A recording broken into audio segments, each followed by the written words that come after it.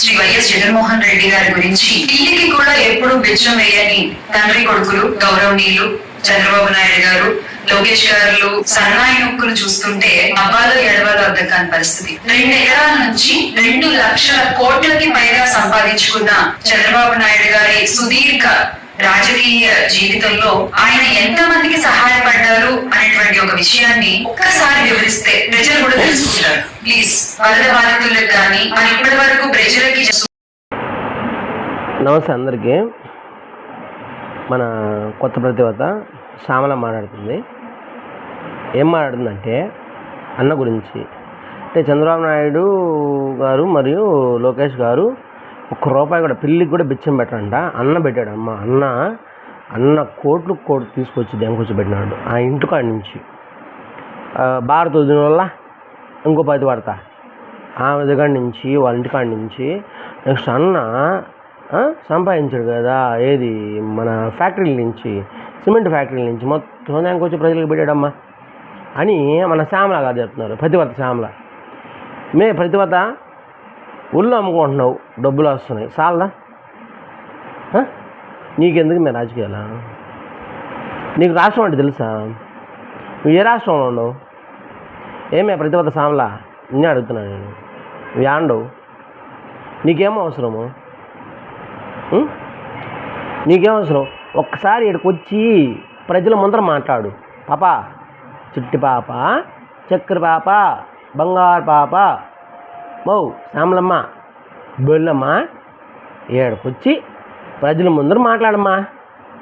నీకు ఇప్పి కొడతారు. ఏందే ఇప్పి కొడతారు? ఏందే చెప్పు. చీర ఇప్పి కొడతారు, మామూలు కొట్టరు. ఆ ప్రజల్లో నువ్వు లేవే దరిద్రపు ముండ, దరిద్రపు వెధవ, అడక్క తినే వెధవ. ప్రజల సొమ్ము కోసం సస్తున్నాడే మీ వాడు. ఎన్ని లక్షల కోట్లు దెంగేసి రిషికొండ మీద బిల్డింగ్లు కట్టాడే. ఎవరి డబ్బులు అవి? నీ డబ్బులా? నీ అమ్మ మొగుడు డబ్బులా? లేదా నీ మొగుడు డబ్బులా? ఆ ఇంటికి పెన్షింగ్ 1,000 కోట్లు పెట్టాడు. ఎవరమ్మా మొగుడు డబ్బులు అవి? సచివాలయాలకి కొన్ని లక్షల కోట్లు పెట్టాడు. ఎవరమ్మా మొగుడు డబ్బులు? వాడు చేసిన బాగేందే? బాడుకోమండ, అడకదినే ముండ. వరద బాధితులకి వాళ్ళు పవన్ కళ్యాణ్ గారు 6 కోట్ల సహాయ నిధి దండారు. ఉదారంగా